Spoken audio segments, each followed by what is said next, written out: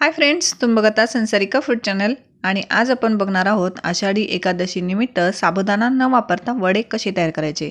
तुम्हा सर्वांना आषाढी एकादशीच्या खूप खूप शुभेच्छा। त्यासाठी इथे मी 2 बटाटे उकडून घेतले आहे आणि आता आपण ते किसून घेऊया।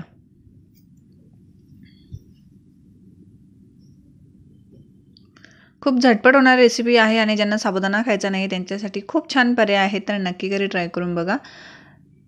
तर आपले बटाटे सुद्धा छान किसून रेडी आहेत। आता आपण त्यामध्ये एक साहित्य ॲड करूया।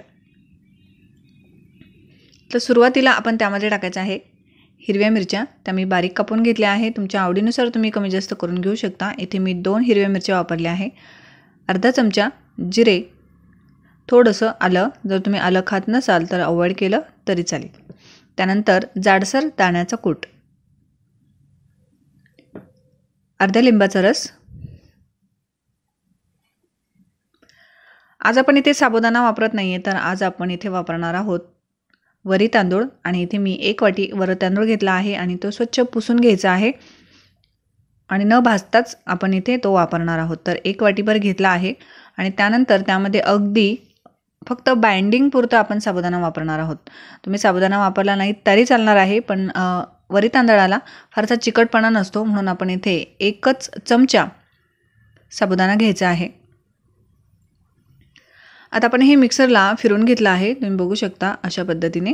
जर तुमच्याकडे साबुदाणा आणि वरी तांदळाचं पीठ असेल तर ते सुद्धा तुम्ही इथे वापरू शकता। त्यानंतर त्यातलं अर्ध पीठ आपण यामध्ये टाकून घ्यायचं आहे।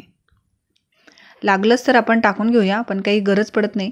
तर इथे आपण चवीनुसार मीठ टाकूया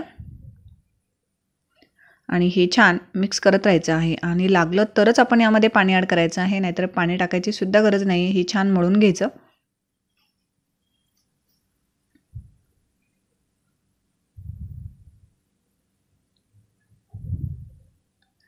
त्यानंतर त्यामध्ये 1 ते 2 चमचा पाणी टाकून हे छान असं मळून घ्यायचं आहे। यामध्ये आपण किसलेला बटाटा सुद्धा वापरणार आहोत, म्हणून पाण्याचा वापर हा अगदीच कमी करायचा आहे। तर हे मिश्रण आपण कमीत कमी 15 ते 20 मिनिटांसाठी तसंच ठेवून द्यायचं, जेणेकरून आपला वरी तांदूळ हा छान भिजेल। त्यानंतर त्यामध्ये 1 बटाटा टाकायचा आहे। तर तो मी किसून पाण्यामध्ये ठेवला होता, त्यातलं पाणी हे पूर्णपणे काढून टाकायचं आणि हा बटाटा आपण मिश्रणामध्ये टाकून घ्यायचा आहे। साबुदाणा वड्याला खूप छान पर्याय आहे। हा तुम्ही चटणीसोबत खाऊ शकता, तळलेल्या मिरच्यांसोबत किंवा दह्यासोबत सुद्धा खाऊ शकता। खूप छान लागतो आणि टेस्टी सुद्धा बनतो। तर अशा पद्धतीचं मिश्रण आपल्याला हवं आहे। थोडंसं चिकट झालेलं केव्हाही चांगलं, जेणेकरून आपले वडे हे छान खुसखुशीत होतील। तर त्यातला छोटासा गोळा घेऊन आपण वडे करूया। साबुदाणा वडा आपण थोडासा जाडसर करतो, तर त्यापेक्षा हे थोडंसं आपल्याला पातळसर करायचं आहे। हलक्या हाताने प्रेस करूया आणि छान गोल आकार देऊया आणि हे वडे आपण तेलामध्ये तळून घ्यायचे आहेत। त्यासाठी तेल हे पूर्णपणे गरम करून घ्यायचं आणि त्यामध्ये वडे हे सोडून घेऊया। यामध्ये तुम्ही थोडासा सोडा टाकून याचे आप्पे सुद्धा बनवून घेऊ शकता। जर तुम्हाला तळलेलं खायचं नसेल तर याचे आप्पे सुद्धा खूप छान लागतात।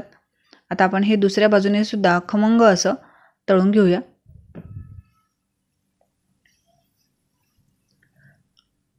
गोल्डन ब्राउन झाल्यानंतर आपण हे काढून घेणार आहोत। छान कुरकुरीत, खुसखुशीत आणि आतून थोडेसे मऊ असे हे आपले वडे छान रेडी झाले आहे। या आषाढीला नक्की घरी ट्राय करून बघा आणि चॅनलला सबस्क्राईब केलं नसेल तर चॅनलला सबस्क्राईब करा, लाईक करा, शेअर करा, आवडल्यास कमेंट करा। व्हिडिओ बघितल्याबद्दल थँक्यू।